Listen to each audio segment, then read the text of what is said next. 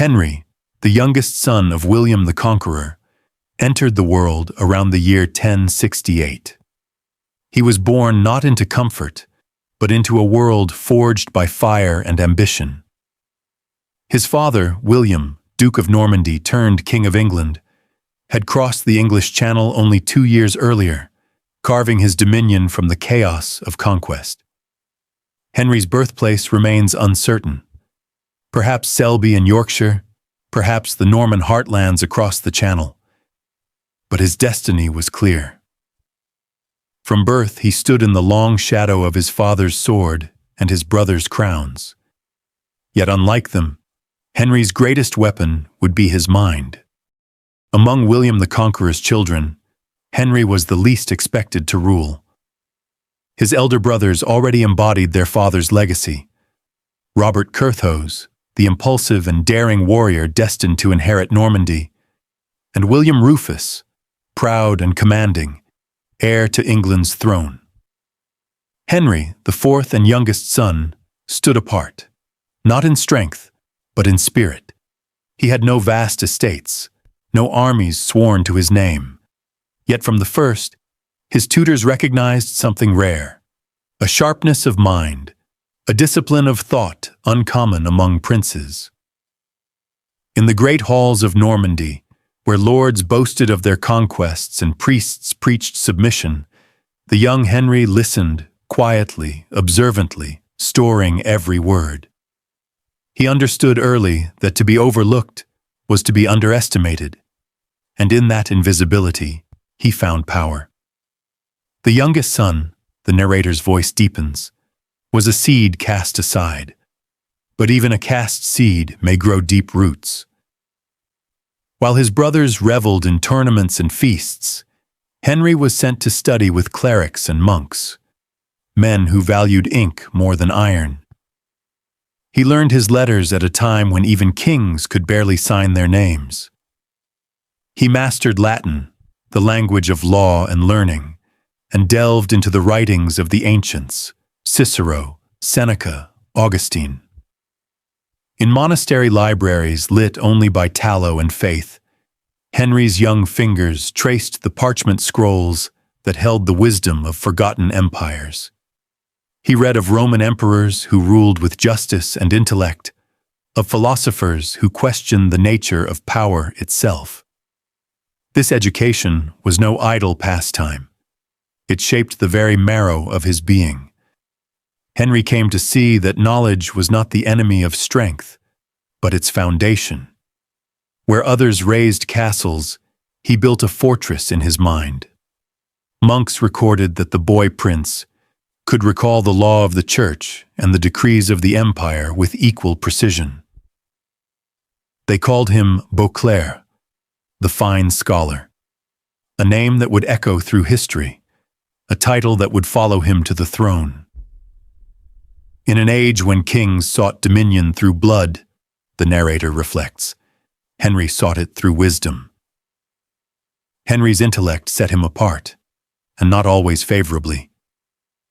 At court, some knights mocked him, calling him the monk prince. They saw his love for study as weakness, his long silences as cowardice. But they did not see the way his eyes lingered on every counsel, every dispute, every gesture of power. He was not silent because he was timid. He was silent because he was learning. He studied men as he had studied books, their vanities, their fears, their ambitions. He watched how his father, the conqueror, wielded authority not just through war, but through law and spectacle. He saw how loyalty could be bought, how rebellion could be crushed with words as easily as with swords. And so, while his brothers chased glory, Henry chased understanding. He was the first to realize that the art of kingship lay not in conquest, but in control. He was a listener in a world of shouters, the voiceover murmurs, a thinker in an age of fury. There are whispers that Henry spent a season under the tutelage of Bishop Osmond of Salisbury, one of the finest administrators of his time. There, He learned how to record charters, draft laws, and weigh the words of treaties. Such lessons might seem mundane beside the clash of steel, but they formed the skeleton of Henry's future realm. The monkish rhythm of study and reflection taught him patience, a quality his brothers would never master. He grew fascinated by the idea of divine order, the belief that every kingdom, every life was part of a greater design. But Henry's faith was not blind devotion. It was a pragmatic theology, a belief that God favored those who governed wisely and punished those who ruled in pride. Perhaps, the narrator muses, in the silence of prayer, he began to see the shape of his own destiny, a rule not seized by force, but justified by intellect. As Henry grew, so too did the tension between the conqueror's sons. Robert, brave but reckless, squandered money and favor. William Rufus, bold and ruthless, turned his father's legacy into tyranny. Henry stood between them, both brother and rival, confidant and spy. He understood each man better than they understood themselves. To Robert, he offered counsel. To William, advice. To both, he offered loyalty and took from both their trust. For Henry knew that the time would come when the quarrels of his brothers would open the path he sought. In every storm, the voice whispers, there is one who learns to sail. The name Beauclerc was not given lightly. It was earned through diligence, curiosity, and an almost unkingly devotion to study. In the candlelight of his chambers, Henry was said to copy texts by hand, a prince's fingers stained with ink rather than blood. He debated with monks about the nature of justice, the duties of a ruler, the moral cost of war. One chronicle claims that when asked why he studied so much, Henry replied, "Because even a king must answer to reason." This belief, that kingship required intellect as much as might, would define his rule and separate him forever from his brothers. But such a man, learned and calculating, also drew fear. For a wise man with ambition is more dangerous than a fool with an army. And so the youngest son became something rare, a prince both feared and respected, whose mind was sharper than any blade. In the quiet corridors of monasteries, Henry's teachers sometimes spoke of destiny. One monk is said to have prophesied, "You will reign with wisdom, yet your crown will bring sorrow." At the time, the young prince only smiled. But in later years, when his beloved heir would vanish beneath the waves of the English Channel, those words would haunt him like a shadow. For even as he built his kingdom on knowledge and law, fate was already writing a tragedy that no mind could escape. The England of Henry's youth was a scarred and uncertain land. Only a generation earlier, his father William, the Duke of Normandy, had crossed the Channel with fire and steel, claiming England as his own. The Norman conquest of 1066 had reshaped everything. Ancient Anglo-Saxon laws were overwritten, their noble families dispossessed. Monasteries once filled with English scribes now echoed with the Latin chants of Norman monks. Wooden halls of the Saxon earls were replaced by cold towers of stone, rising like teeth from the earth, symbols of submission and fear. Villages still whispered old songs of Harold Godwinson, the fallen English king slain by the arrow at Hastings. But now those whispers were dangerous, treason to Norman ears. To the conquered people, William's sons were foreign masters. To the Normans, they were heirs to divine right. And young Henry, born after the conquest, belonged to both worlds and to neither.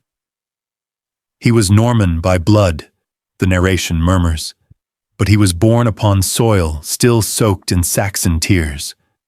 England, though conquered, was far from united. The great lords who ruled its shires did so not by loyalty, but by fear and opportunity. Norman castles dotted the countryside, wooden keeps hastily built upon mounds of earth, surrounded by moats that divided peasants from their new masters. Each fortress was a declaration. The conqueror is here to stay. But they were also prisons of anxiety. Every lord feared rebellion, every peasant feared the lash.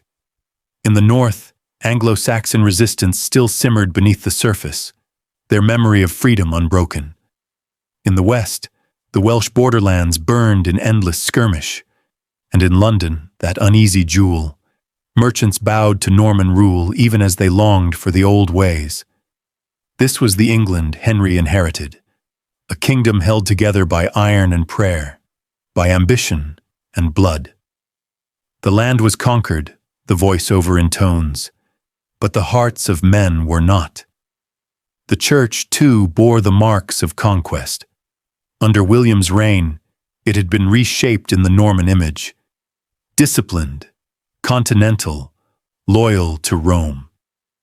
The Old English bishops were exiled, their relics scattered, their cathedrals refashioned into towering monuments of stone.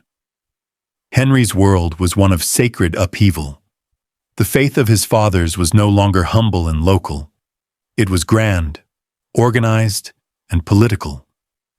Cathedrals rose like mountains over towns, built by hands that bled from labor and devotion alike. Henry saw how the church wielded power, how bishops could bend kings, and kings could appoint bishops. He learned early that faith and rule were twins, inseparable and dangerous when divided. To govern England, one must master both the sword and the sermon. He saw that God's house was not only a sanctuary, it was a throne. The three sons of William the Conqueror inherited not unity, but rivalry. Robert Curthose, the eldest, was Duke of Normandy, impulsive, generous, and brave, yet too trusting of flatterers and too indulgent of rebels. William Rufus, the middle son, ruled England, fierce, proud, and cruelly efficient in suppressing dissent. Between them stretched the Channel, and an invisible wall of envy. Robert believed he had been cheated of his father's full inheritance. William believed England was his divine right. Their quarrels tore the fragile peace apart. Armies gathered, spies crossed seas, and loyalty became a currency to be bought and sold. And then there was Henry. He possessed neither Robert's armies nor William's crown, only his intellect and his patience. He learned to walk the thin line between them, offering advice to both, betrayal to none, or so they thought. Where others ruled with swords, the narrator whispers, he ruled with silence. To understand Henry's world, one must understand Normandy, a land of stone cliffs, deep forests, and restless ambition. It was there that the blood of Vikings still flowed beneath the veneer of French nobility. Norman knights lived by code and conquest. Their loyalty was fierce, but fleeting. Henry's childhood in Normandy taught him the language of survival. He saw dukes who smiled at feasts and plotted by night, abbots who prayed by day and schemed for lands by dusk. Power, he learned, was not inherited. It was negotiated. In this world of intrigue, Henry's education became his armor. Where his father ruled with terror, Henry would rule with comprehension. He studied charters, memorized laws, and learned the delicate balance between tyranny and justice, lessons that would define his reign. In Normandy, he learned that even the sharpest sword may dull, but a keen mind never rusts. Beyond England and Normandy, the wider world was shifting. France was rising, its kings seeking to reclaim power from the overmighty dukes. The church under Pope Urban II was growing bold, calling for crusade and reform. and across the seas, whispers of the First Crusade began to stir hearts and swords alike. Henry's brothers would be swept into that tide, Robert leading men to Jerusalem in search of glory, William tightening his grip upon England. But Henry, ever deliberate, chose not to rush into the chaos of holy war. He saw that power, like the sea, rewarded those who could read its currents. He would bide his time, building allies, amassing wealth, studying his enemies, and when the waves of fate turned, he would be ready to ride them. For Henry understood that history is written not by those who fight first, but by those who endure last. From youth, Henry cultivated the art of observation. He studied his brother's tempers, his father's rage, his courtiers' ambitions. He learned to recognize the flicker in a man's eyes that betrayed deceit, the hesitation that revealed fear. It was said that Henry could read the truth in a man's silence, and though he often spoke softly, his words carried the weight of one who saw more than others dared admit. To his peers, he seemed passive, content to remain a prince without a crown. But beneath that calm exterior lay a storm gathering force. He watched, the voiceover murmurs, as England trembled under his brother's hand. He watched as Normandy bled from rebellion and pride, and he waited, not for chance, but for inevitability. Henry understood that the world he inherited was fractured, unstable, and ripe for transformation. It was a world that needed a ruler not merely strong, but wise.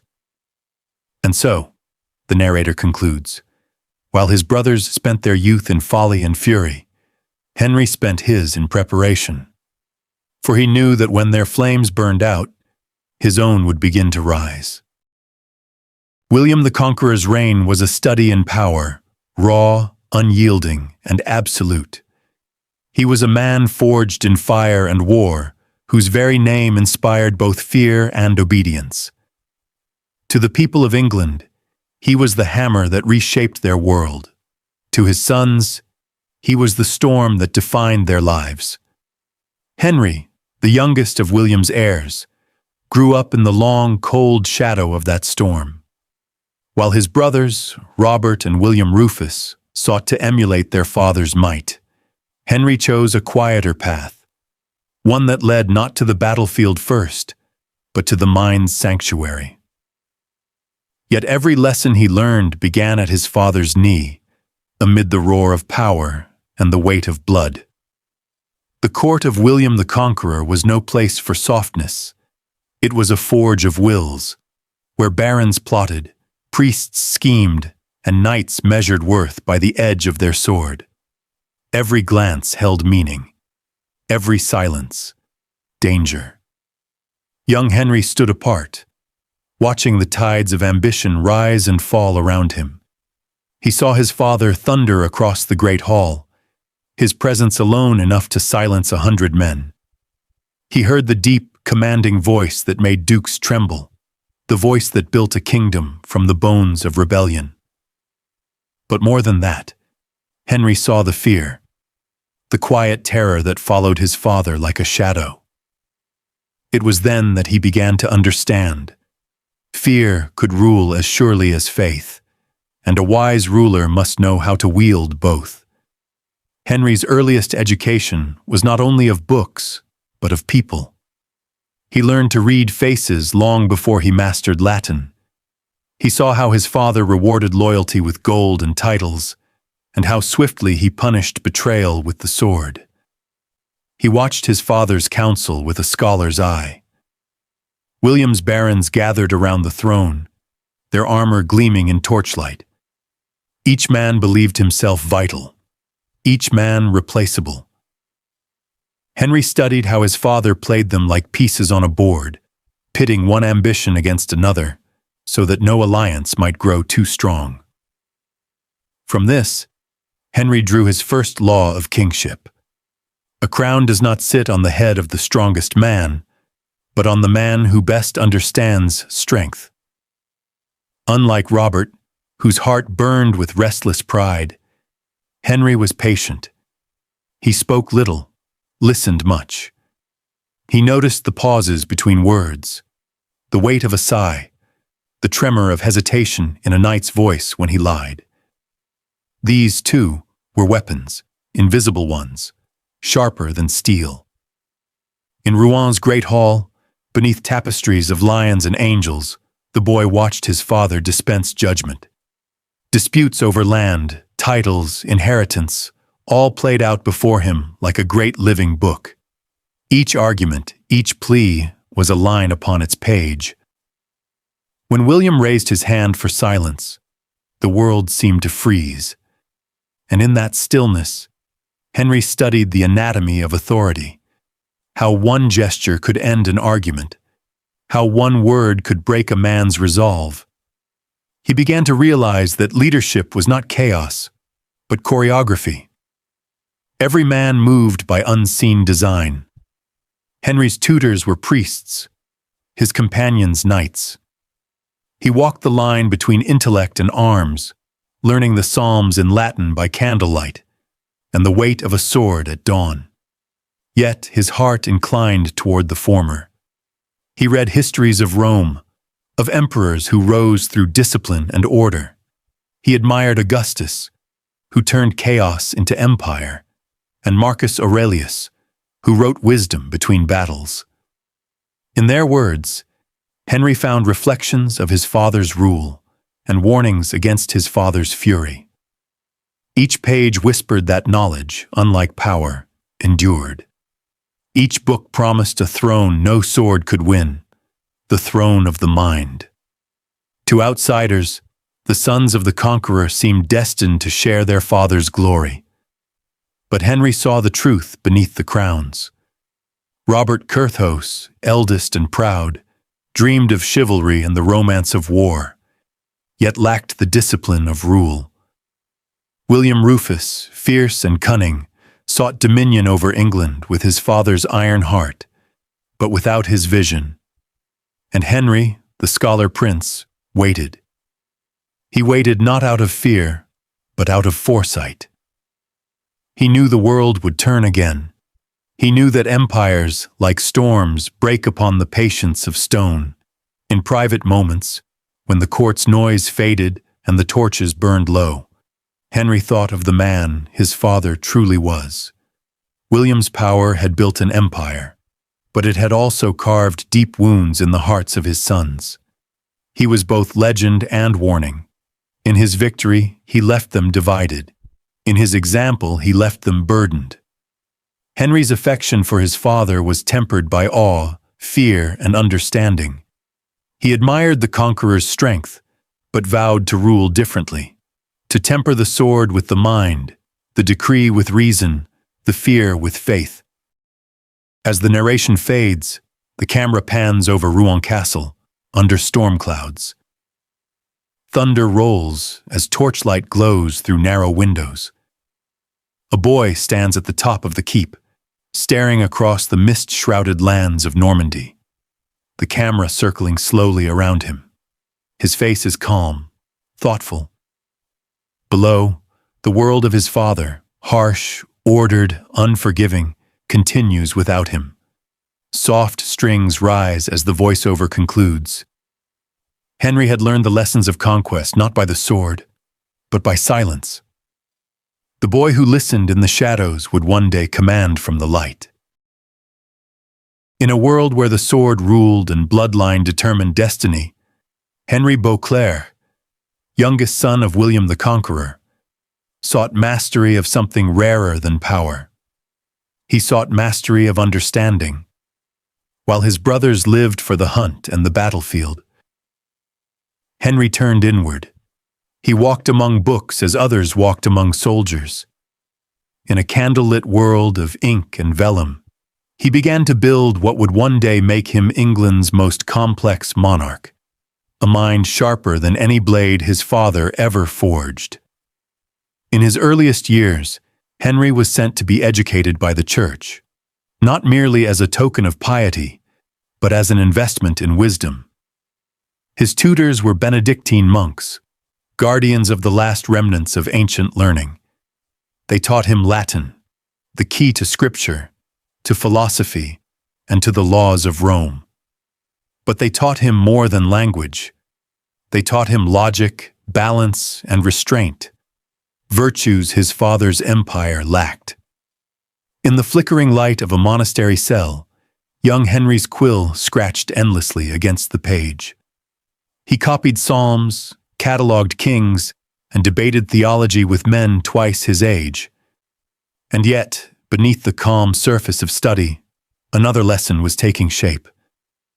That knowledge was not piety, it was power, a subtler, more enduring weapon than any sword.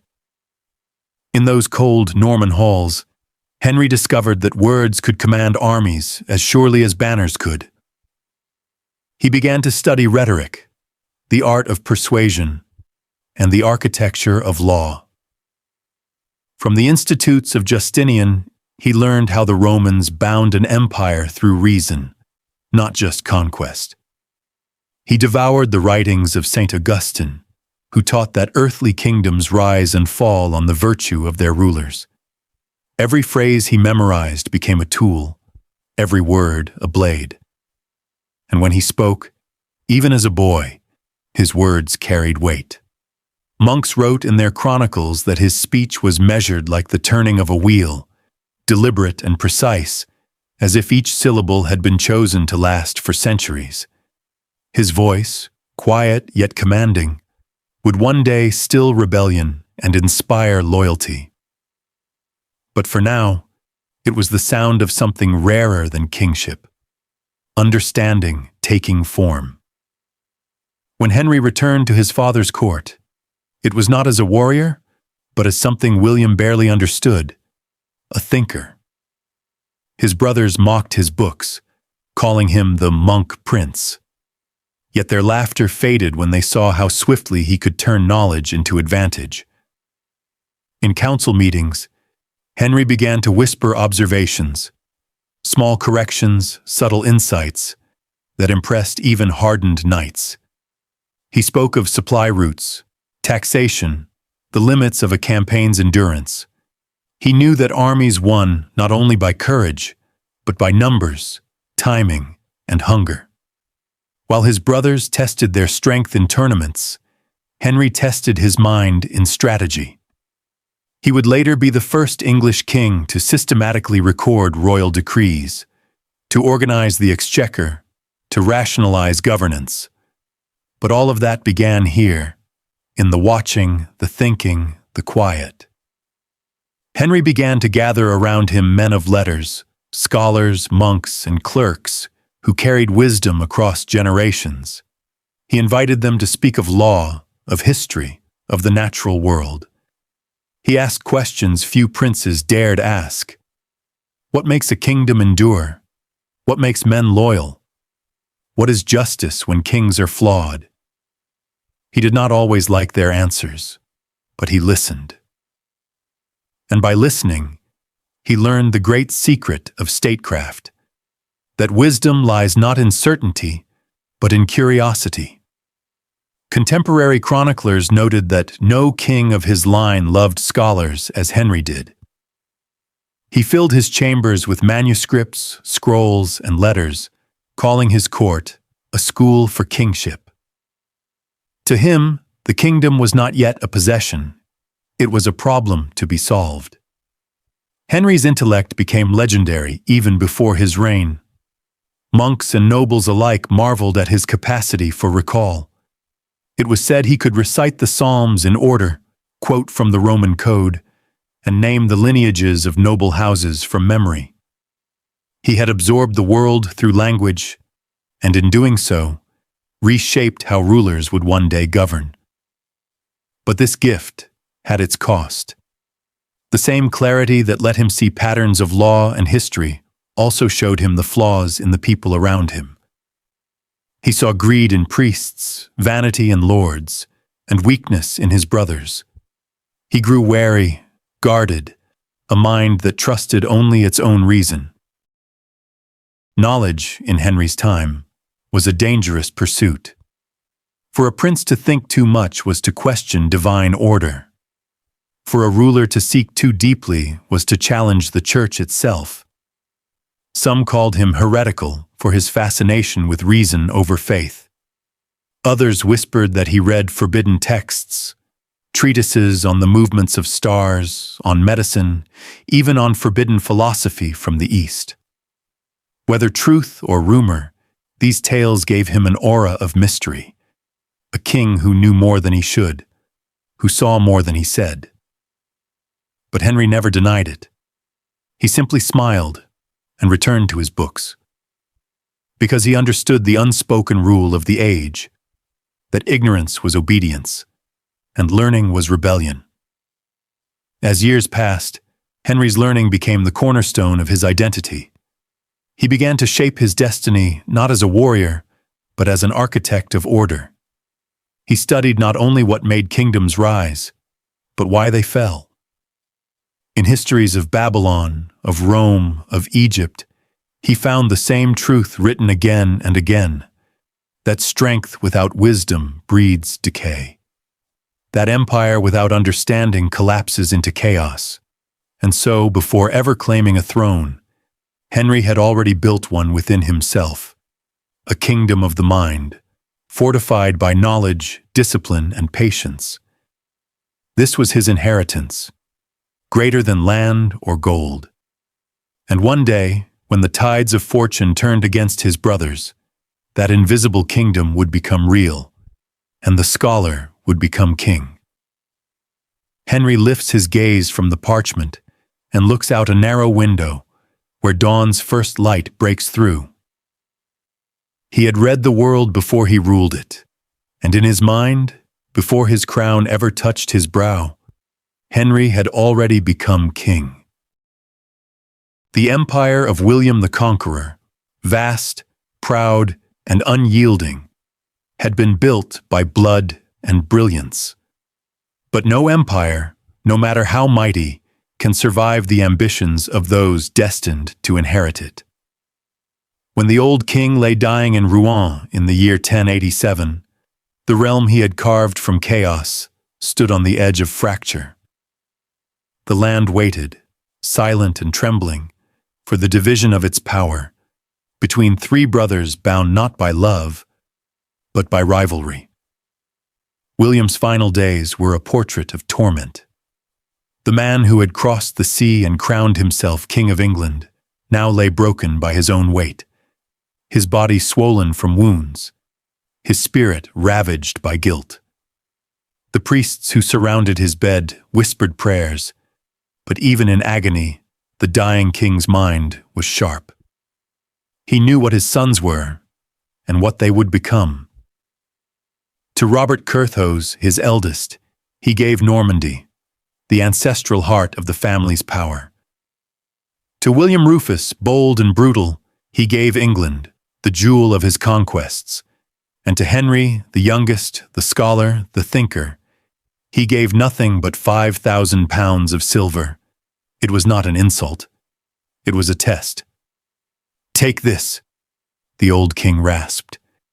"You will need it more than the others, for you will have to buy your future." Those were perhaps his last words of prophecy. When William the Conqueror's breath ceased, his sons were already divided by distance and design. Robert remained in Normandy, beloved by his knights but burdened by debts and indecision. William Rufus took the crown in England, his coronation marked not by joy, but by tension and fear. And Henry, landless and restless, became a prince without a country. The chroniclers tell us that when the conqueror's body was laid to rest in Caen, his sons did not stand together in mourning. Each had already turned his eyes toward power. Across the Channel, England seethed with uncertainty. The people still spoke in whispers of the old Saxon kings. Nobles wondered which son to serve, the brash new king, the absent duke, or the quiet one in shadow. Henry's inheritance was no kingdom, but it was not worthless. The silver his father gave him was enough to buy horses, men, and influence, the first tools of ambition. He traveled across Normandy, spending wisely, forging small alliances, and gathering knowledge of the power structure that ruled between his brothers. He listened more than he spoke. He studied the movements of knights, the loyalties of earls, the rumors whispered in monasteries. In an age when others sought to win by the sword, Henry learned to win by calculation. He became the quiet presence in every room, the one who remembered debts and promises alike. And as his brothers began to clash, Henry waited, as patient as the sea waiting to reclaim the shore. The rivalry between Robert and William Rufus was inevitable. Robert, impulsive and proud, felt cheated of England, the richer and more glorious crown. William Rufus, arrogant and fierce, viewed his elder brother as a fool unworthy of kingship. Their relationship soured quickly, each plotting against the other through barons and spies. Robert's allies in Normandy whispered rebellion. William Rufus answered with gold and steel. The Channel, once the bridge of their father's conquest, became the boundary of their hatred. Henry, watching from the margins, saw opportunity in their rage. He lent money to both sides, sold his loyalty to neither, and made himself indispensable to all. When Robert prepared to invade England, Henry quietly sent men to gather intelligence. When William Rufus retaliated, Henry offered advice that always left him a little richer, a little more secure. The brothers fought for crowns, the narrator intones, but Henry fought for time. For years, Henry drifted between England and Normandy, a prince without domain, yet with the bearing of a king. He lived in borrowed castles, commanded rented troops, and read by candlelight in the corners of foreign halls. Some mocked him as the landless prince. Others, wiser, saw what his brothers did not: a man who gathered strength not by inheritance, but by intellect. His mind, sharpened by solitude, became his greatest weapon. He studied the tides of power, the loyalties of lords, the flaws of both his brothers. He knew that William Rufus ruled by fear, and that Robert ruled by weakness. And in their imbalance, he saw the future open like a wound waiting to be claimed. In 1091, the inevitable occurred. William Rufus crossed into Normandy with an army, determined to subdue Robert once and for all. The campaign was brutal, the land torn apart by fire and famine, and in the chaos between the two storms, Henry moved. He seized control of Mont Saint-Michel, the great abbey fortress rising from the sea, its walls defying both water and war. There, for months, he held out against both brothers, a solitary prince commanding from stone and faith. Chroniclers record that when food ran low, Henry's men boiled horseflesh and drank rainwater from hollow stones. Yet they never surrendered. When both brothers finally made truce, they turned their attention to Henry, but even they hesitated. He had proven what neither could: the will to endure, and the loyalty of men who followed not gold, but conviction. The siege of Mont Saint-Michel ended without victory, but Henry's legend had begun. The scholar prince had shown himself a strategist, a survivor, and, most dangerously, a potential king. He retreated with dignity, his silver spent, his men weary, but his reputation intact. Even those who fought against him began to whisper admiration. Barons spoke of his fairness, his intelligence, and his uncanny ability to see 3 steps ahead of every man in the room. He had no crown, he had no land, but he had something far greater: the loyalty of the intelligent, the trust of the pragmatic, and the fear of the ambitious. In the ashes of his father's empire, the narration whispers, a new kind of ruler was being forged, not by conquest, but by calculation. Though peace was restored for a time, the rift between the sons of the conqueror never healed. Robert, weary of ruling Normandy, would one day depart for the First Crusade, seeking glory in the East. William Rufus would rule England with arrogance and suspicion, and die beneath the trees of a lonely forest. And Henry, the watcher, the thinker, would inherit everything, through fate, patience, and design. But for now, the stage was still being set. The silver his father gave him was nearly gone, but the lessons it purchased were priceless. He had learned the true nature of power, that it was not inherited, but seized, not by might, but by mind. The conqueror's sons were heirs to an empire, but only one had learned the lesson of his father's silver, that knowledge, patience, and will could purchase a crown more lasting than steel. When the world turned its back on Henry, he did not despair. He was the son of a conqueror, but without land, without title, and without a throne. Yet in his quiet exile, the youngest son of William the Conqueror began to shape his destiny in ways his brothers could neither see nor stop. They called him Henri Beauclerc, the learned one, mocking his fondness for books rather than blades. But knowledge, in the brutal world of Norman kings, was the rarest and most dangerous weapon of all. Henry's life in exile was not a tale of luxury. He moved restlessly between Normandy and England, living at the mercy of patrons who found him useful or entertaining. He spent nights in borrowed chambers, sometimes in the homes of abbots, sometimes in the smoky halls of minor lords. But wherever he went, he listened. He studied men, not just manuscripts. He memorized faces, names, debts, and grudges. He learned that the art of rule was not written in scripture or taught by scholars. It was found in the hearts of men. To rule, he would later say, is to know what every man fears and what he desires most. Henry watched as Robert Curthose squandered Normandy's riches on vanity and debt. He observed how William Rufus, fierce and arrogant, ruled England by intimidation rather than respect. To both, Henry offered his mind, and to neither, his loyalty. He was the brother in shadow, invisible yet ever present, the quiet observer at the edges of power.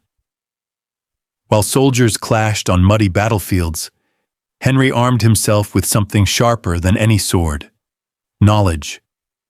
He devoured the works of classical philosophers, Boethius, Augustine, and the Roman historians whose tales of power and ruin whispered eternal truths.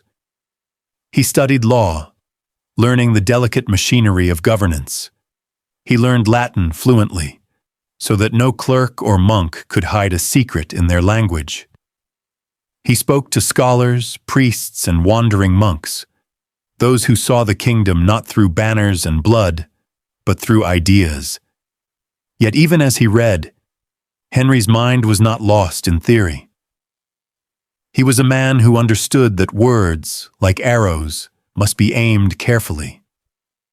Every insight he gained, he turned toward the same target: the throne. By 1091, the war between his brothers, William Rufus of England and Robert of Normandy, had engulfed the realm in suspicion and flame. Each accused the other of treachery. Each sought to outmaneuver the other through spies and oaths. And there, between the two, stood Henry. When Robert sent envoys to England, Henry offered them shelter and advice. When William Rufus plotted an invasion of Normandy, Henry provided maps and counsel. Neither truly trusted him, and neither could afford to alienate him. He had become indispensable, the one man who could speak both languages, navigate both courts, and manipulate both sides. But Henry's greatest skill was restraint. He knew when to remain silent, when to feign loyalty, when to vanish just before the storm. He never let his ambitions become visible. Not yet. The secret of power, the narration murmurs, is not in taking what you want, but in waiting until others hand it to you. The fortune of silver given to him by his dying father was nearly gone. Much of it had been spent on alliances, gifts, and the subtle bribery that greased the wheels of politics. But every coin had been used with purpose. Where his brothers bought mercenaries, Henry bought loyalty. Where they spent on glory, he invested in trust. Monks wrote letters for him, scribes carried his messages across the channel, and minor knights, men ignored by the great, began to call him their patron. He had no army, no castle, and yet a web of influence began to form around him. Like a spider in shadow, he wove it silently, each thread a connection between Normandy and England, between power and patience. Normandy was a land of great lords and greater pride, a world of banquets, intrigues, and whispered alliances. When Henry appeared at court, the nobles smiled politely but eyed him warily.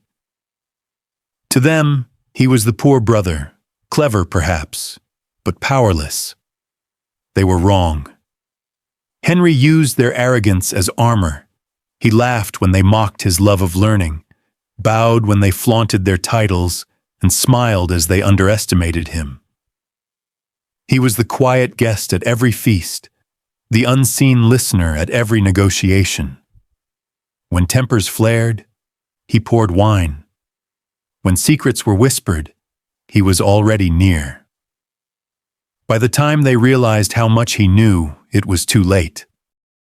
In 1091, as the war between his brothers reached its height, Henry found himself besieged within the walls of Mont Saint-Michel.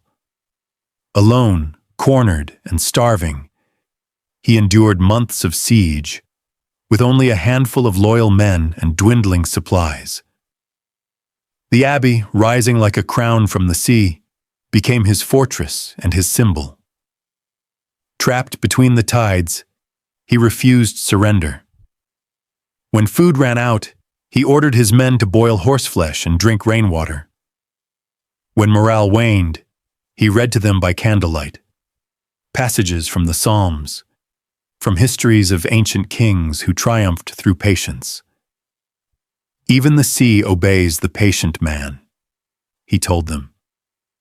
That siege would become legend, the moment when the scholar proved he could outlast any storm. By the time peace was made between his brothers, Henry had transformed. The exile had become a statesman. The scholar had become a commander. The boy mocked for his books had become the man whom soldiers now followed without question. He left Mont Saint-Michel not as a fugitive, but as a figure of endurance. One who had faced hunger, betrayal, and isolation, yet stood unbroken. The barons who once dismissed him began to whisper his name with respect. Even his enemies called him clever, measured, dangerous. After Mont Saint-Michel, Henry disappeared again from the public eye. He traveled through Normandy under false names, visited monasteries, and met with scholars who could teach him the finer points of administration. He read charters, studied taxes, and learned the workings of royal justice, all the machinery his father had built to rule.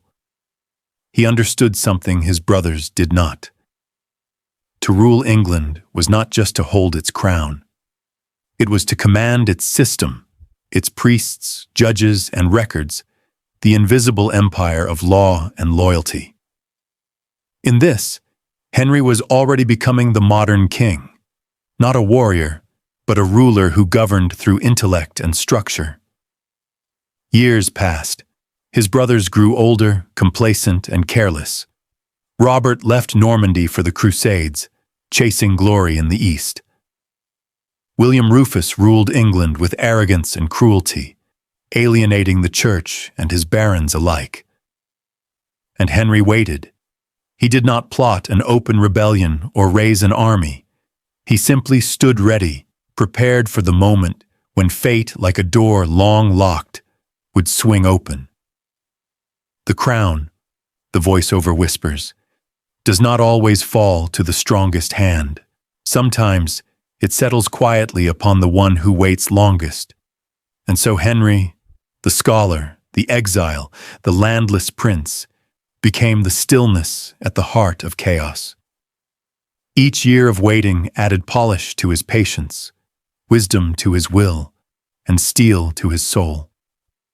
When destiny finally called, he would answer with the calm of a man who had already seen every move on the board. He was a prince without a realm, a scholar without a school, a king before he wore the crown. For in exile, Henry learned the greatest truth of all, that power does not begin with possession, it begins with patience. In the still mornings of Normandy, when the mists hung low across the castle yard and the clang of iron echoed faintly from the training grounds, a young Henry appeared. Not in gleaming armor like his brothers, but in a scholar's cloak lined with faded velvet. Yet beneath that robe, he carried a sword. It was not always drawn, but it was always present, a symbol not of conquest, but of balance. Henry Beauclerc, as he would later be called, the Learned One, was a man shaped as much by parchment as by steel. While Robert Curthose, his eldest brother, charged into battle with reckless valor, and William Rufus thundered through the forests in crimson armor, Henry lingered at the edge of the tilt-yard, watching. His eyes were not filled with the lust of combat, but with the calculation of movement, the precision of strategy. He observed the angle of a sword's descent, the timing of a charge, the rhythm of a formation breaking under pressure. To him, war was not chaos, it was mathematics. Every victory was a problem to be solved. Every defeat, a lesson written in blood. By torchlight in his chamber, he would unroll old scrolls, the Durae Militari of Vegetius, the campaigns of Caesar, the conquests of Charlemagne. He read not for glory, but for understanding. To Henry, history was a map of human folly and triumph, one that could guide a wise ruler where brute strength could not. He trained in arms because he must, because to be a son of William the Conqueror demanded it. But where others sought the praise of knights and bards, Henry sought mastery of mind. He saw that the sword and the quill were not enemies, but allies. That true rule demanded both. As he grew, he practiced with a small, disciplined company of loyal men, not for show, but for efficiency. His exercises were quiet, methodical. When his brothers' training yards rang with shouts, Henry's echoed with silence. Precision, discipline, restraint, these were his weapons. The chroniclers who later wrote of him would mock him for his intellect, calling him more monk than soldier. They did not yet understand that his mind was an army unto itself.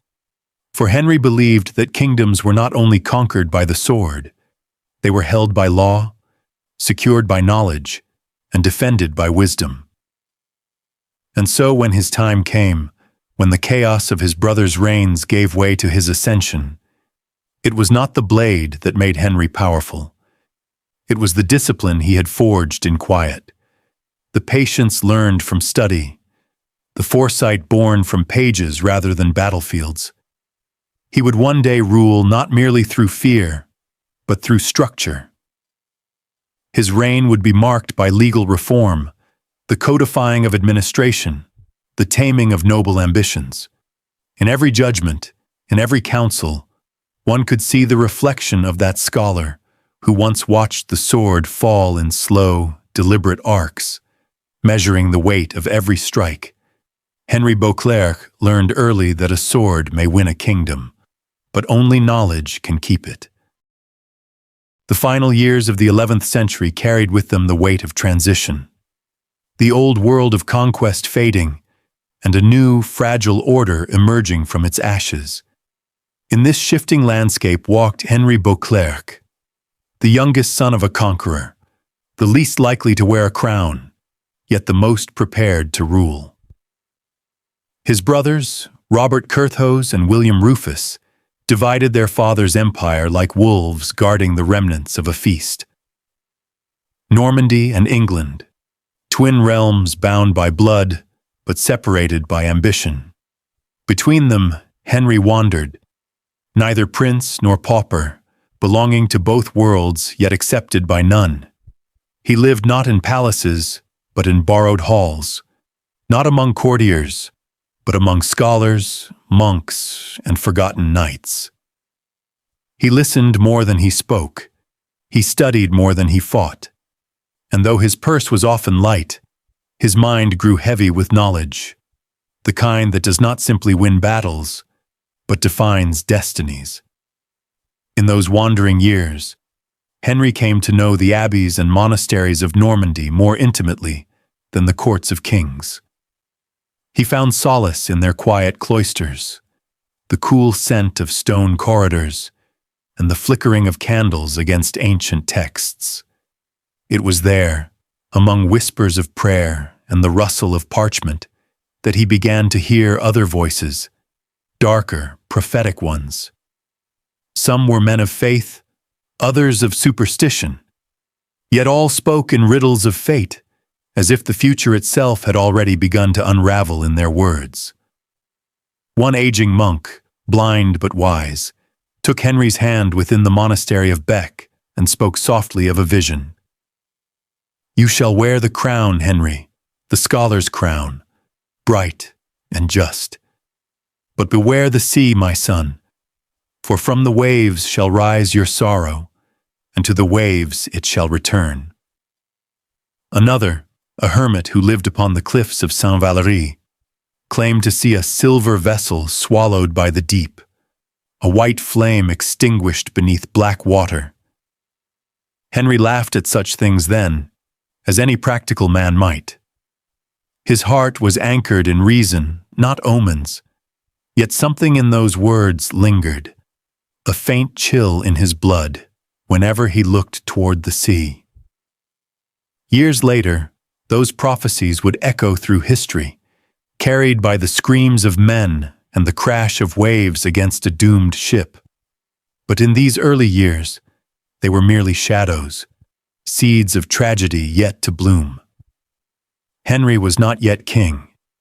He was still the observer, the scholar, the outcast brother walking between destinies. But somewhere, deep within the folds of time, fate had already begun to weave his thread into the tapestry of kingship, bright with triumph, yet darkened by loss. And so, beneath the gray skies of Normandy, as ravens circled the towers and wind swept across the fields of his father's old domain, Henry's story began to turn. The future waited, vast, patient, and cruel. He could not yet see the waves, the narrator's voice lowers, but they were already moving toward him, unseen, unstoppable, carrying with them both his crown and his curse. The music swells, a deep, haunting orchestral piece that blends strings with the distant sound of the sea. The screen fades slowly to black, leaving only the faint echo of surf and wind.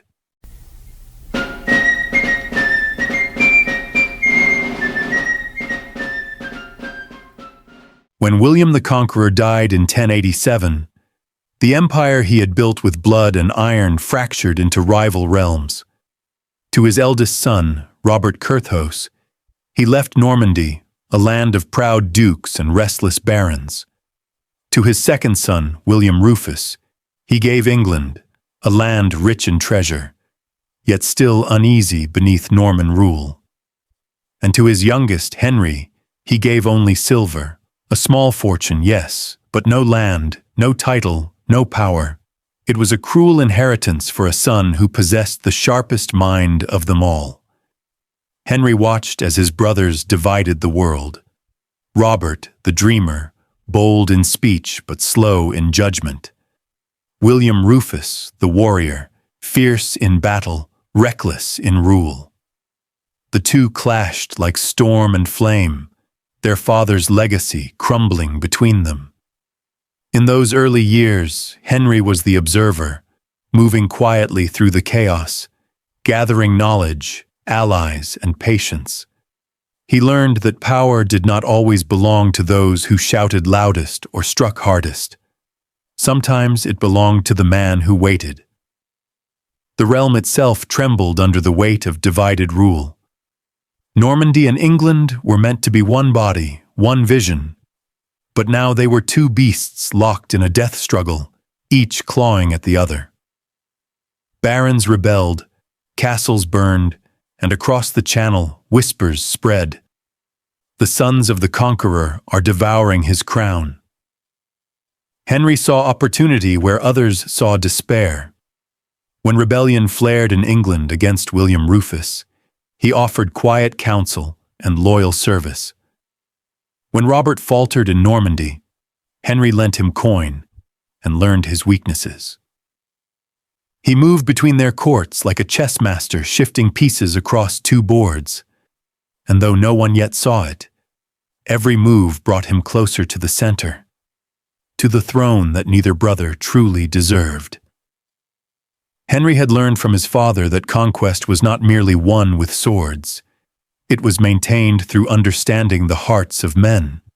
And as his brothers warred, Henry watched, not as a prince left behind, but as a king waiting for his hour. The summer of 1100 brought England to the edge of another storm. William Rufus, the Red King, ruled with iron and fury. He taxed the church, mocked the clergy, and filled his halls with laughter and sin. He was bold, cruel, and fearless. But fortune does not always favor those who defy both man and God. In the New Forest, where once his father's hunts had filled the air with the cries of hounds and the thunder of hooves, fate waited in silence. It was the second day of August. The sun burned low and red across the canopy, and the forest was alive with the hum of insects and the scent of pine. William rode out with his companions, among them a man named Walter Tyrrell, famed for his skill with the bow. No one could have known that by dusk, England's crown would be without a king. A single arrow flew, swift, silent, and fatal. Whether by chance or by design, none can say. It struck the Red King beneath the ribs. He fell without a word. His blood darkened the moss. His body was left where it lay. And even as others fled, one man did not hesitate. Henry, who had been hunting nearby, rode hard for Winchester, the seat of royal treasure. Before the sun had set, he had seized the royal coffers. Before the dawn had broken, he had claimed the crown. The chroniclers would later write of divine justice, that the wrath of heaven had struck down a tyrant. But Henry knew better. He had been waiting for this moment all his life. The arrow may have been Tyrrell's or fate's, but the crown's path was guided by Henry's patience. He was crowned in haste, in the Abbey of Westminster, before the body of his brother had even been buried. Some called it ambition, others called it destiny. To Henry it was simply the natural conclusion of the struggle his father had begun, the restoration of order under one mind, one rule, one law. As the crown was placed upon his head, the torchlight flickered against the ancient stone, and in that moment, the scholar became the sovereign. The king who had once studied the ways of power now held it in his own hands.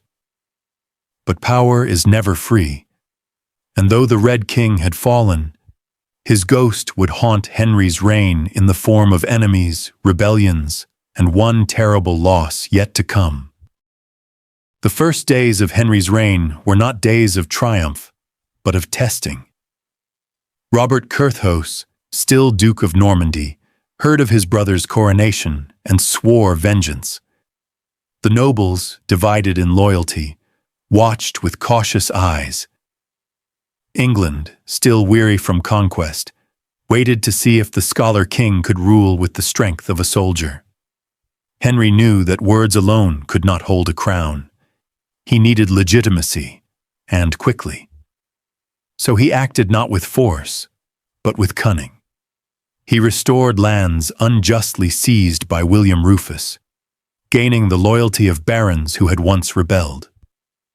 He issued a charter of liberties, a written promise that the excesses of the past would not continue.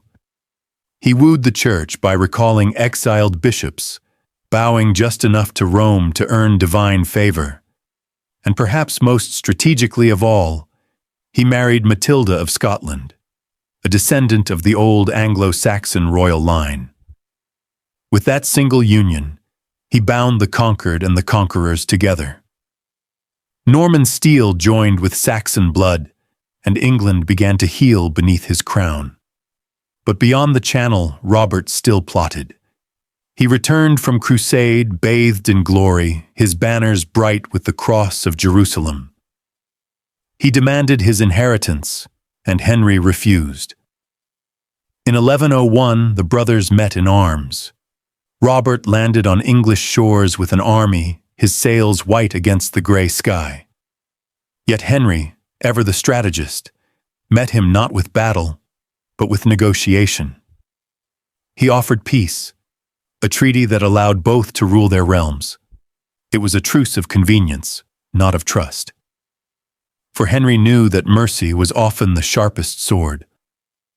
2 years later, at Tinchebray, when Robert again defied him, Henry struck decisively.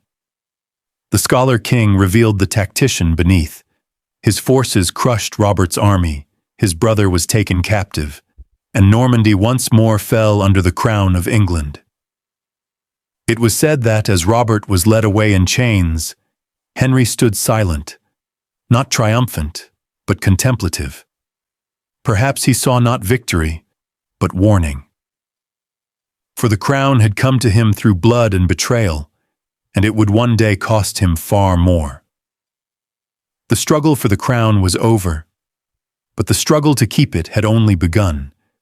The sea still waited, the prophecy still lingered, and far on the horizon, unseen and inevitable, the tide began to rise once more.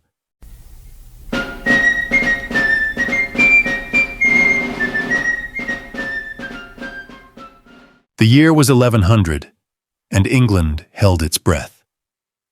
King William II, known as Rufus, lay dead, slain by an arrow in the New Forest, that same haunting expanse where his father had hunted before him. Whether it was misfortune or murder, no one could tell. But one man knew what must be done. Henry, the youngest son of William the Conqueror, acted with a swiftness that stunned friend and foe alike. Before the royal body was even buried, Henry rode to Winchester, seizing the royal treasury, the heart of the crown's wealth and power. Gold, silver, and seal were his, and with them he commanded England itself. Days later, within the sacred walls of Westminster Abbey, Henry was crowned King of England. He was not the strongest claimant. His elder brother Robert still lived, Duke of Normandy, and had a better right by birth. But Henry understood something his brothers never had. Power belongs not only to those who inherit it, but to those who act first. At his coronation, he issued what would become known as the Charter of Liberties, a remarkable document that bound the crown to justice. He promised to end the tyranny of William Rufus, to respect the rights of barons, clergy, and people alike. It was a contract between king and kingdom, the first of its kind. And though centuries later it would echo in the Magna Carta, it began here, with Henry's pen and his scholar's mind. The people cheered him as a reformer. The church welcomed him as a righteous ruler. And for the first time since the conquest, England looked not to war or plunder, but to order, law, and peace. Yet beneath this calm, the storm had not ended. For Robert, Duke of Normandy, was returning home. In the summer of 1101, Robert Curthose crossed the Channel with a fleet of ships, determined to claim his father's throne. The brothers met not on a battlefield, but on a field of parley near Alton, a quiet valley where the wind carried whispers of destiny. They faced each other after years of rivalry. Robert, proud and weary from crusades; Henry, measured and composed, a king now in his own right. Steel did not clash that day. Instead, words became weapons. Henry, ever the strategist, offered peace, lands, gold, and alliance. Robert, exhausted from war and debt, accepted. The brothers embraced before their armies, yet both knew that one day this peace would die. Over the next 5 years, tension simmered. Normandy fell into disorder under Robert's lax rule, while Henry's England prospered. Trade flourished, roads were restored, law courts strengthened. The English Church, once cowed by royal tyranny, found new life under Henry's reforms. But across the Channel, the duchy descended into chaos, its nobles plundering one another, its people starving. Henry watched, waited, and planned. He knew that only one ruler could bring unity, and it would not be Robert. In 1106, the waiting ended. Henry invaded Normandy, marching with a disciplined army of English and Norman knights. Their fateful meeting came at Tinchebray, a hilltop fortress surrounded by smoke and fear. The battle was swift and decisive. Robert was defeated, captured, and led away in chains, his ducal banner trampled in the mud. He would spend the rest of his life in imprisonment, living out his days in a tower Henry himself ordered built. England and Normandy were once more united under a single crown. For the first time since William the Conqueror, one ruler held both sides of the Channel. But this unity came at a cost, the brothers' bloodline cursed by its own ambition. Having secured his realm, Henry turned from conquest to construction, not of castles or cathedrals, but of a nation governed by reason. He expanded royal justice across England, sending traveling judges, known as itinerant justices, to bring law to every shire. Under Henry, the Exchequer was born, a revolutionary system of royal accounting. For the first time, England's treasury became a machine of precision. Clerks, scholars, and scribes filled his court, their quills scratching on parchment as they tallied taxes, recorded charters, and calculated royal revenues on the checkered cloth from which the Exchequer took its name. Henry was not loved for his warmth. He was stern, distant, calculating, but he was respected for his order. He valued competence over birth, intellect over lineage. Men of learning found favor in his hall. Men of arrogance found exile. He restored discipline among sheriffs and barons, and though his punishments were often harsh, the peace he built was lasting. His court became known as the School of Kings, where administration, record-keeping, and justice were studied as arts in themselves. In this sense, Henry was not merely a monarch.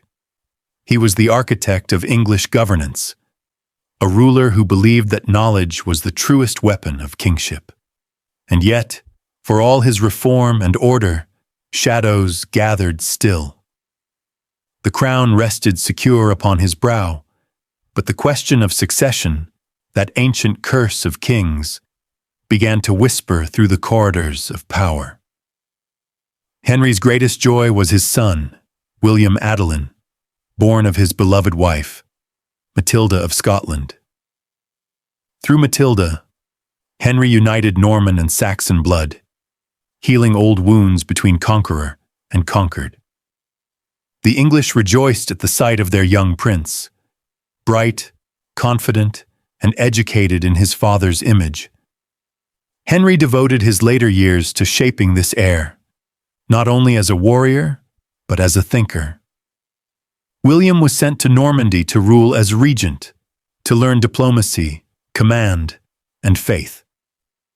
Chroniclers wrote that he was his father's mirror, destined to continue the line of order and reform Henry had fought so long to build. In 1113, alliances were made. William was betrothed to Matilda of Anjou, linking the crown of England to one of France's most powerful dynasties. Henry's web of diplomacy stretched across Europe, peace through marriage, stability through intellect. The kingdom prospered. But even as the scholar king watched his son grow into manhood, fate had already written a crueler ending, one that no wisdom, no power, no prayer could undo. It was November 1120, in the port of Barfleur. The sea lay calm under a moonlit sky. Henry's court was returning to England after months abroad.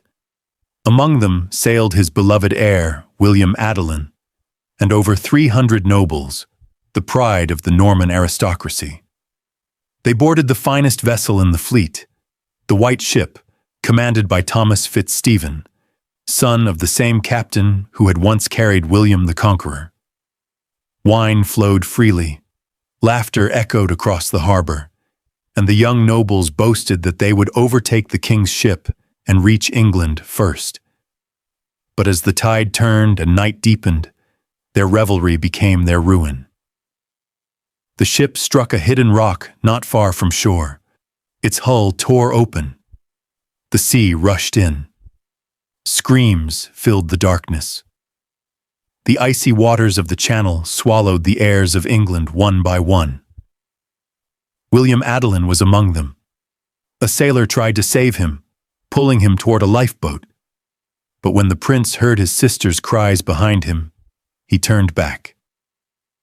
Moments later, the waves claimed them both. When word reached King Henry, he did not speak for days. Chroniclers wrote that from that moment, he never smiled again.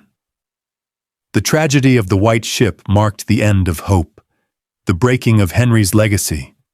All the wisdom, all the order, all the peace he had built, undone in one night of reckless joy and saltwater grief. The years that followed were dark and restless. Henry, now old and gray, ruled with iron resolve but hollow heart. He named his daughter Matilda as his heir, the first woman ever declared to inherit England's throne. Yet the barons whispered, the nobles doubted.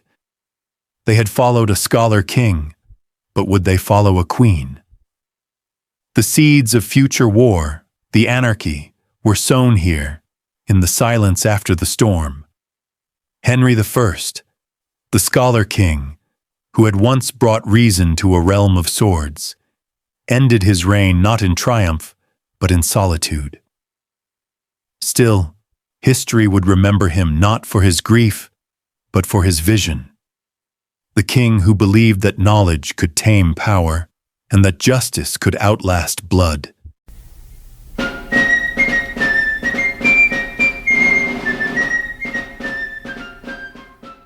The story begins not with Henry, but with the shadow of a giant, his father, William the Conqueror.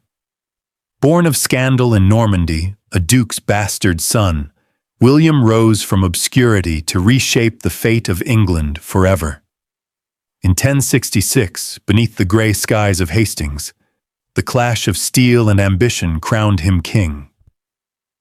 The old Saxon world burned away, and from its ashes rose a new order. Norman rule, disciplined, ruthless, and enduring. William's iron hand united two peoples divided by sea and language. Yet his sons would inherit not peace, but the burden of conquest. From his throne, the conqueror built not only castles and laws, but a dynasty, a chain of power meant to stretch beyond his life. But power, like iron, weakens at its edges. And when William's body was laid to rest in Caen, his realm, once mighty and whole, fractured along the lines of blood. To Robert Curthose, his eldest, went Normandy, the duchy of the ancestors. To William Rufus, his second son, went England, the jewel of conquest. And to Henry, the youngest, the scholar, the observer, came only silver. No sword, no title, no land. Just the coin of a king's youngest son. It seemed a meager inheritance, but Henry's greatest weapon would not be gold. It would be his mind.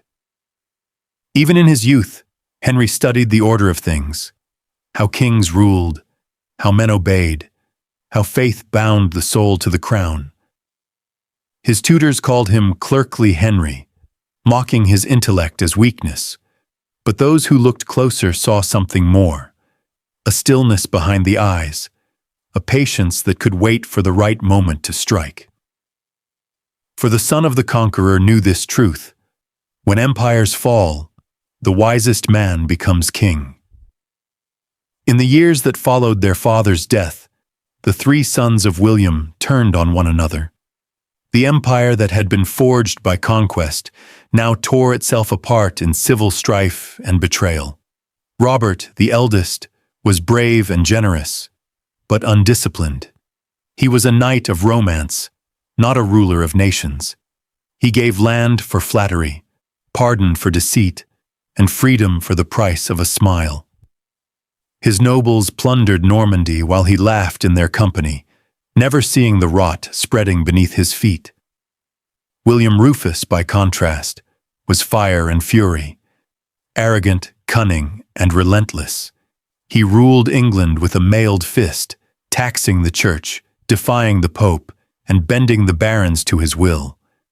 The people hated him, yet feared him more.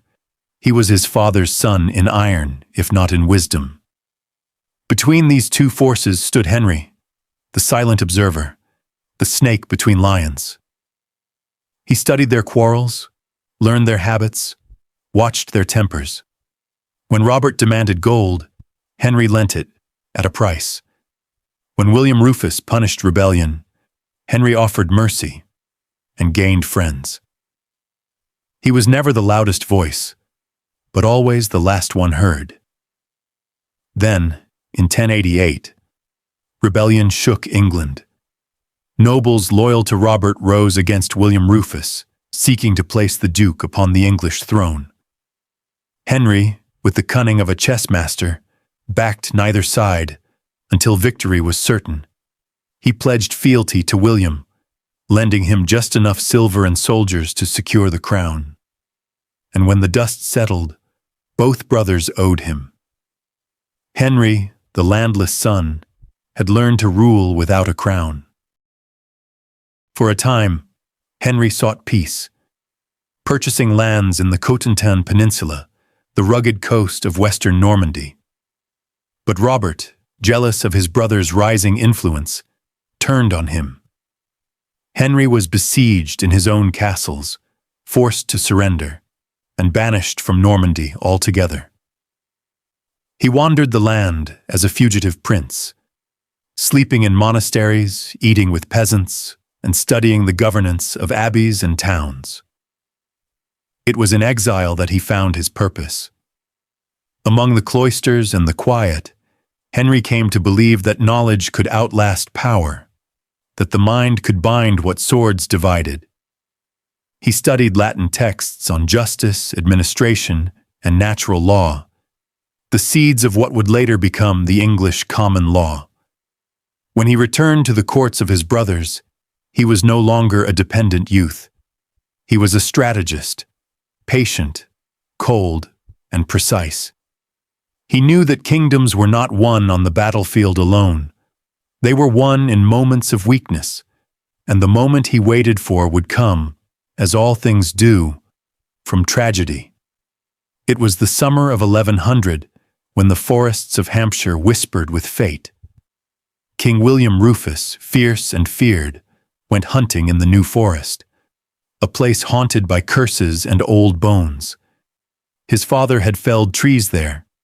His brother Richard had died there, pierced by an arrow years before. Now the Red King rode beneath those same oaks, laughing, his armor glinting in the sun. By dusk, the forest fell silent. An arrow, loosed by a knight named Walter Tyrrell, or perhaps by fate itself, struck the king through the lung.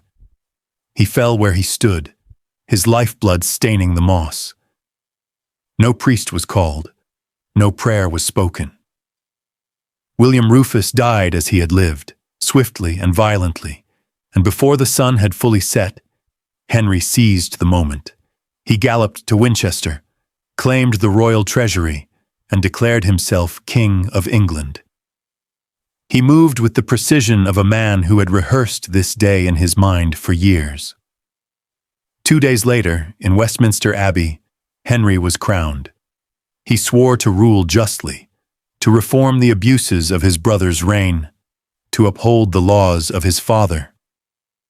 The barons cheered, the clergy praised, but none saw the quiet satisfaction in Henry's eyes. The scholar had become a king. Thus ended the first act of the House of Normandy's tragedy, and began another. From exile and intellect, from patience and blood, Henry I rose as the last true son of the conqueror to rule both England and Normandy. But his greatest challenge was yet to come, not from rebellion, but from fate itself. For destiny, like the sea, never truly rests.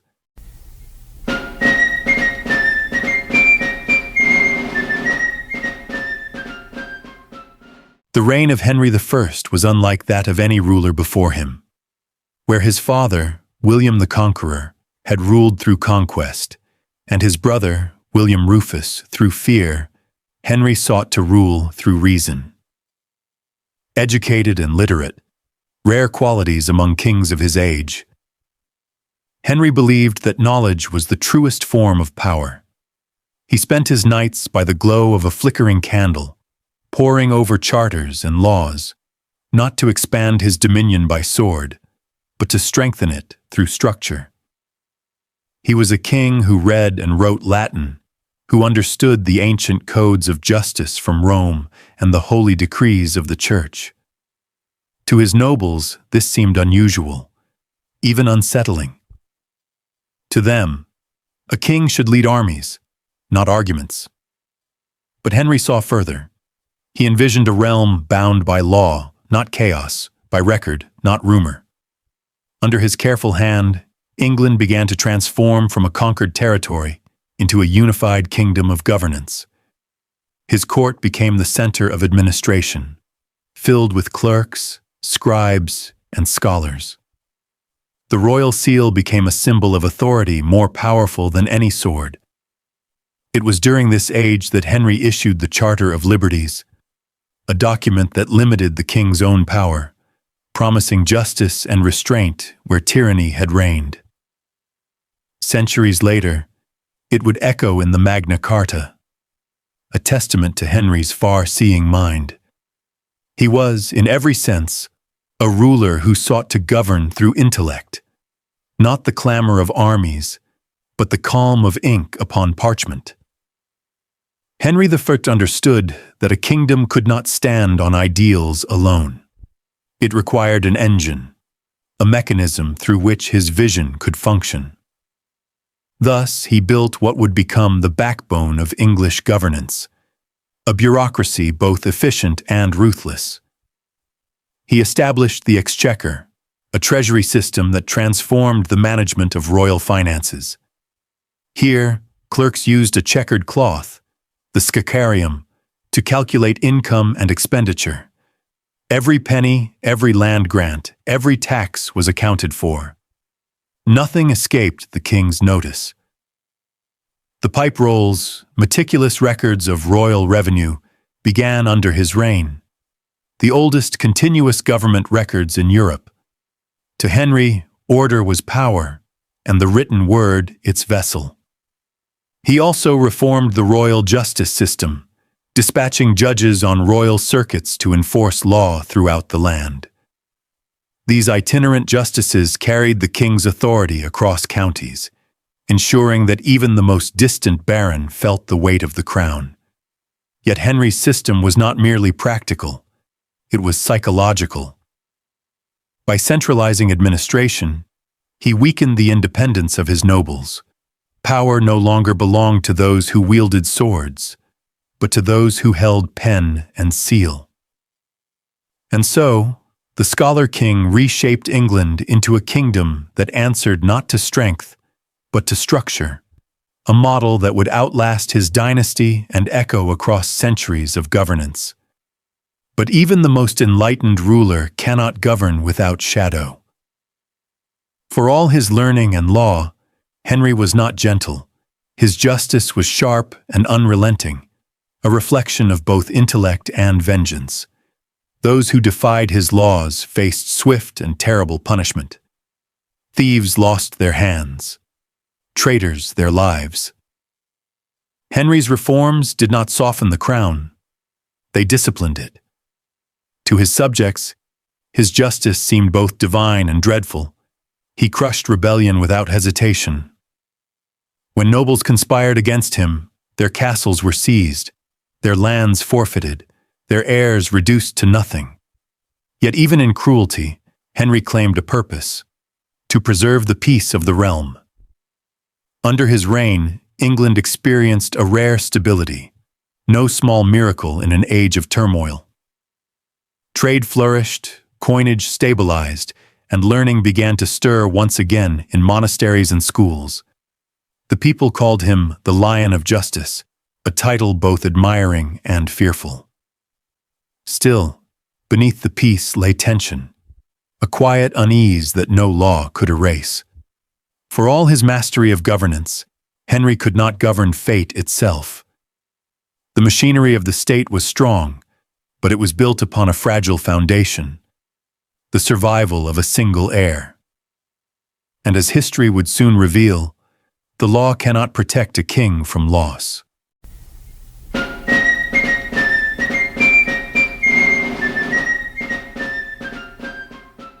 In the heart of Henry's reign stood a woman of rare grace and intellect, Matilda of Scotland, the queen who became his equal in mind and moral strength. Born to royal blood and raised in the sanctity of monasteries, Matilda was no ordinary consort. She was the granddaughter of Edmund Ironside and a descendant of Alfred the Great, a living link to the ancient Anglo-Saxon kings. To Henry, her marriage brought not only affection, but legitimacy, uniting Norman conquerors with the native English line. Their union was both political and profound. In Matilda, Henry found a partner who shared his love for learning, faith, and governance. Chroniclers described her as a queen who spoke with wisdom beyond her years, who corresponded with abbots and scholars, and who walked among her people without the veil of arrogance. While Henry ruled from the throne, Matilda ruled the moral heart of the court. Her piety gave the crown a gentler image. Her charity softened the stern justice of her husband. She founded monasteries, supported scholars, and helped expand the education of women, a rarity in her time. Together, Henry and Matilda became a symbol of order and divine balance. Intellect joined with virtue. In their court, law met compassion, and faith walked hand in hand with reason. But beneath the harmony of their rule lay the fragile truth of all monarchies, that even love cannot escape the reach of destiny. The royal court of Henry I was unlike that of any ruler before him. It was not just a seat of power, it was a living theater of intellect and ambition. Within its stone walls, the air was thick with the scent of ink and wax. Scribes bent over parchment scrolls as nobles debated philosophy, theology, and politics. Latin, French, and English mingled together, the languages of law, conquest, and the common people. Henry's courtiers were chosen not for birth, but for brilliance. He surrounded himself with educated men, administrators, clerics, and diplomats, creating a new kind of nobility founded on merit. not lineage. It was here that the exchequer officials calculated the kingdom's wealth, that royal judges received their orders, and that letters bearing the king's seal carried justice to the farthest corners of England. And yet, beneath the order, ambition whispered. Every feast was a chessboard, every smile a negotiation. Nobles jostled for favor, alliances were forged over wine and broken by mourning. The court was a place of dazzling ceremony, silks, jewels, golden tapestries. But behind every shimmering light, a shadow waited. In this world of candlelight and calculation, Matilda shone as its moral compass. She guided the tone of the realm, the queen who listened when others schemed. But even she could not silence the murmurs of envy that drifted through the corridors of Winchester and Westminster. And when the queen's health began to fade, so too did the unity she helped preserve. The harmony of Henry's court, so carefully built upon wisdom and law, began to tremble. Henry and Matilda's union bore 2 children who carried the promise of a dynasty. William Adelin, their only legitimate son and heir, and Empress Matilda, their daughter, destined to make history in her own right. From the moment of his birth, William Adelin was the hope of the realm. Trained in the art of governance, diplomacy, and war, he was Henry's reflection in youth, intelligent, commanding, and proud. The king spared no effort in preparing him to rule. Nobles swore oaths of loyalty to the boy, and even foreign monarchs recognized his claim. But with the death of Queen Matilda in 1118, the tone of the court shifted. Henry's world grew colder. The warmth that once humanized his reign began to fade, replaced by a relentless drive to secure his legacy. The feasts turned quieter, the laughter of his youth replaced by the rustle of parchment and the sound of the sea. Without the Queen's gentle counsel, Henry's court became more political, more severe. The king, though still the scholar and judge, had become a man haunted by the fragility of lineage. He placed all hope in his son, the boy who would carry both Norman power and Saxon blood into the next age. But fate, ever cruel, was already stirring beyond the horizon. A ship would soon sail from Barfleur, carrying England's future, and with it, the last thread of peace in Henry's reign.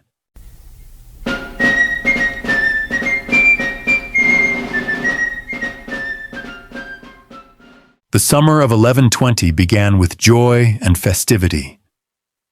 King Henry I's court gathered in Normandy at the port of Barfleur to celebrate alliances, family, and the power of the crown. Among the revelers was William Adelin, Henry's only legitimate son and heir, a prince whose life carried the weight of the kingdom. The White Ship, a sleek and swift vessel, waited to carry the young nobles across the channel. Its timber gleamed in the afternoon sun, its sails poised like the wings of a hawk ready to strike. The passengers were noble and proud, drunk with wine, laughter, and the intoxication of youth. Chroniclers would later recount the recklessness of that night. A ship overloaded, sailors drunk, revelry masking caution. Every cheer, every toast echoed across the waters, a prelude to disaster. The sea, calm and silver in the fading light, bore no warning of the storm of grief to come.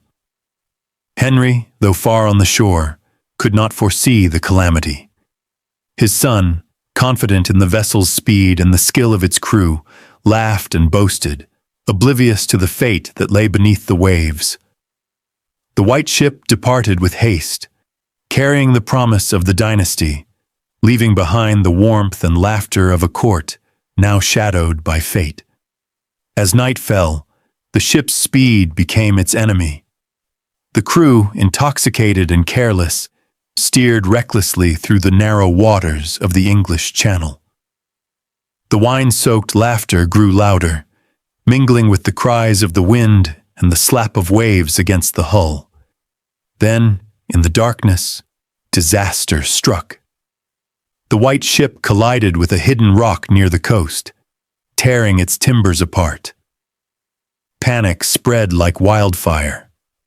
Noblemen, knights, and sailors scrambled for safety as the vessel began to sink. Only a handful of passengers survived, clutching debris as the icy waters swallowed the rest. Among the dead was William Adelin, the sole heir to Henry's throne, the light of the dynasty extinguished in a single night. The news reached Henry swiftly. The king, already a man tempered by loss and discipline, was stricken beyond grief. He mourned not only a son, but the future he had meticulously prepared. The kingdom's stability, built on law, intellect, and careful governance, suddenly trembled on the edge of chaos. Normandy's shore, once alive with celebration, became a place of shadowed silence. Monks prayed for the dead, nobles whispered of curses and portents, and above it all, the sea claimed its tragic secret, hiding the bodies of princes and knights beneath its dark surface. The death of William Adelin was more than a personal tragedy. It was a political earthquake. Henry I faced the impossible task of preserving order without a male heir. His daughter, Empress Matilda, remained young, vulnerable, and a woman in a patriarchal age where succession could not easily recognize her claim. The king acted swiftly, securing oaths from nobles across England and Normandy to uphold Matilda's right to the throne. Yet whispers of rebellion and opportunistic claims began to surface. Foreign princes eyed the English crown. Ambitious barons pondered the possibility of civil war. Henry's grief transformed into resolve. He fortified his court, strengthened his laws, and tightened control over the treasury and justice system, hoping to safeguard his daughter's inheritance. But the shadow of the white ship lingered over every decision, a reminder that even the most powerful king is subject to the unforgiving hand of fate. In the end, the white ship disaster reshaped England forever. It ended the immediate line of male succession. It forced the kingdom to confront the vulnerability of dynastic rule. And it set the stage for decades of struggle that would follow after Henry's death. A period of civil war known as the Anarchy. The loss of William Adelin was not just the death of a prince. It was the fracturing of a kingdom, the extinguishing of certainty, and a reminder that no crown, however strong, could protect its bearer from the whims of destiny.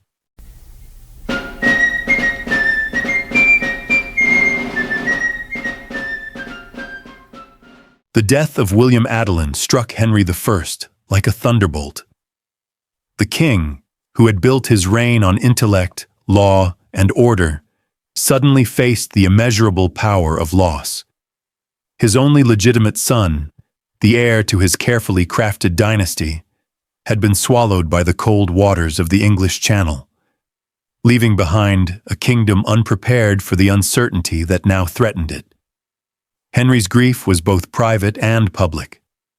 In the stone halls of Winchester and the corridors of his castles, he moved like a shadow, silent, composed, yet profoundly broken. Chroniclers spoke of the king pacing alone through empty chambers, his crown heavy upon his brow, as if the weight of the realm had shifted onto his shoulders in the form of an unbearable sorrow. Monks and clerics offered prayers, candles flickered in silent vigil, and the voices of the courtiers fell hushed. The court, once alive with celebration, now mirrored the king's mourning, the laughter gone, replaced by whispers of fear and sorrow. For Henry, grief was not only personal, it was the chilling realization that his careful plans, his reforms, his governance, all could unravel without a male heir. The The death of William Adelin was not just the loss of a son, it was a blow to the very continuity of the realm. In the days and weeks that followed, the White Ship disaster sent ripples of fear and opportunism through England and Normandy. Nobles, always wary, now whispered of rebellion. Foreign princes eyed the English crown with renewed ambition. Henry's carefully maintained balance of power teetered dangerously. Henry acted swiftly, demonstrating the same intellect and decisiveness that had defined his reign. He secured oaths of loyalty from his barons and nobles, binding them to the future succession of his daughter, Empress Matilda. Yet despite these oaths, uncertainty lingered like a shadow over every negotiation, every alliance.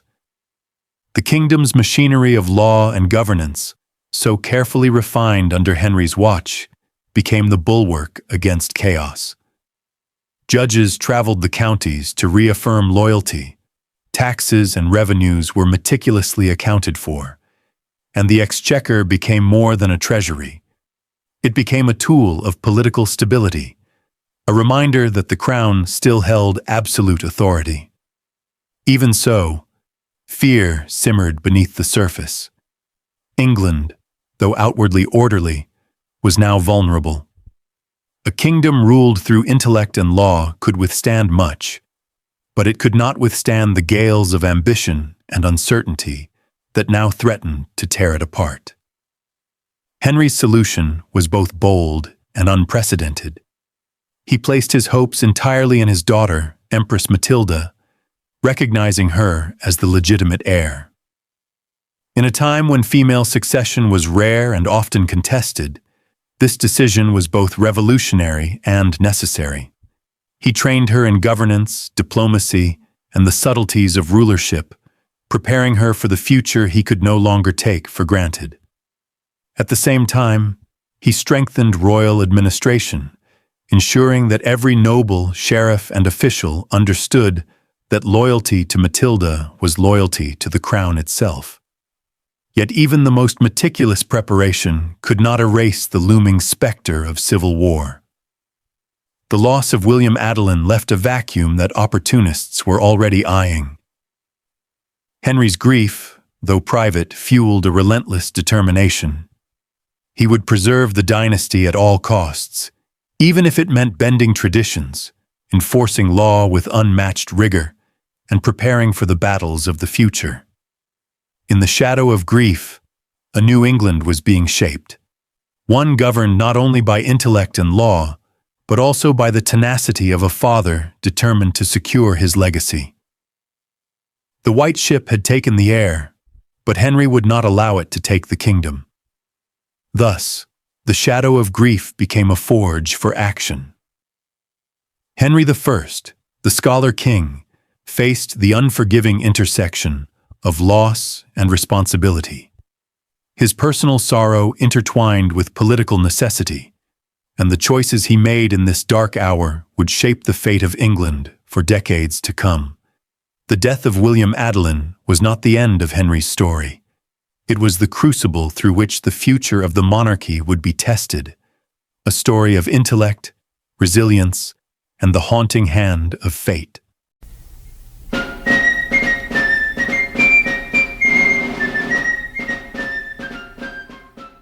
The final years of Henry I were marked not by war or rebellion, but by a slow, deliberate confrontation with time itself. The Scholar King, once the embodiment of energy and intellect, now stood as an aging monarch surrounded by the ghosts of those he had loved and lost. In the twilight of his reign, England was a realm of order. The exchequer ran with mathematical precision. The royal courts dispensed justice according to written law, and the machinery of governance he had forged turned like the gears of a clock. Yet even as stability reigned outwardly, Henry himself was haunted by a truth no law could defy: the mortality of men and dynasties. He spent his days moving between Normandy and England, tightening borders, reaffirming treaties, and reviewing charters that bore his unmistakable signature, a mark of authority, intellect, and permanence. But each signature, each decree, was also a whisper of farewell. At night, under the flicker of lamplight, Henry was known to sit in solitude among his parchments and scrolls. The candle burned low, illuminating the lines of a face carved by both wisdom and grief. Those close to him said that in those hours, the king's mind returned not to victories or reforms, but to the face of his son, William Adelin, lost to the sea. Age had not dulled Henry's mind, but it had tempered his spirit. He no longer sought to conquer or expand, but to preserve, to ensure that the order he had built would outlast his mortal years. And so, he became a ruler not of ambition, but of endurance, a guardian of what he had created. Yet even as Henry's vision for a lasting peace grew clearer, doubt crept like ivy around the foundations of his dynasty. His courtiers whispered of uneasy alliances and unsteady loyalties, for though Henry had named his daughter, Empress Matilda, as his heir, the memory of the white ship's loss still loomed over the crown like a curse. Many nobles had sworn fealty to Matilda, some out of duty, others out of fear, but few truly believed a woman could rule England. Henry, ever the pragmatist, worked tirelessly to make her position unassailable. He arranged her second marriage to Geoffrey of Anjou, a political union meant to secure the borderlands of Normandy. Yet it also alienated many of his barons, who resented the growing influence of the Angevins. The king's court became a place of calculated smiles and silent discontent. Letters traveled in secrecy, alliances shifted like tides. Henry's dream of order began to crack under the strain of politics and prejudice. Still, he persisted, issuing charters, overseeing justice, and calling upon his barons to renew their oaths to Matilda. He could sense the storm that would come after his death, and yet he refused to bend. His was a mind that believed in the rationality of structure, even as human nature defied it. But fate, ever indifferent to intellect, was already moving its pieces into place. In the winter of 1135, while residing in Normandy, Henry fell ill after a feast. Chroniclers would later claim that he had eaten a surfeit of lampreys, a dish he adored despite his physician's warnings. The details are uncertain, but what followed was inevitable. The once mighty scholar-king, architect of order, guardian of law, was overtaken by the same frailty that claims all men. As he lay dying, those around him saw not the stern administrator, nor the formidable ruler, but a father and scholar who had tried to outthink destiny itself. He gave final orders for his daughter's succession, demanding that his nobles stand by their oaths. His eyes, it is said, looked eastward toward England, the land he had forged from chaos. Henry I died in December of 1135 at Saint-Denis-le-Fermont in Normandy. His body was brought to Reading Abbey, the monastery he had founded, where monks laid him to rest beneath stone and candlelight. His tomb bore a simple Latin inscription, not of conquest or wealth, but of wisdom and governance. Yet in death, as in life, Henry's work was both brilliant and imperfect. His reforms, the royal treasury, the legal circuits, the structured bureaucracy, would define English governance for centuries. But his failure to secure an undisputed succession would plunge his realm into the civil war known as the Anarchy. Even so, Henry's legacy endured beyond the turmoil. The exchequer system he refined became the cornerstone of English administration. His emphasis on written record, law, and accountability transformed monarchy from personal rule into institutional governance. In the centuries that followed, Kings and scholars alike would look back on Henry I as a paradox, a man of intellect who brought order to chaos, yet whose greatest tragedy was born from the uncontrollable tide of fate. And so ends the story of Henry I, the scholar king, a monarch who sought to rule not through fear or force, but through reason. A ruler whose mind reshaped England, but whose heart was forever scarred by loss. His reign was a testament to the power of knowledge, the fragility of legacy, and the eternal truth that no king, however wise, can outwit destiny. The waves that took his son still echo in the annals of history, whispering that even the strongest crowns must one day bow before the will of time.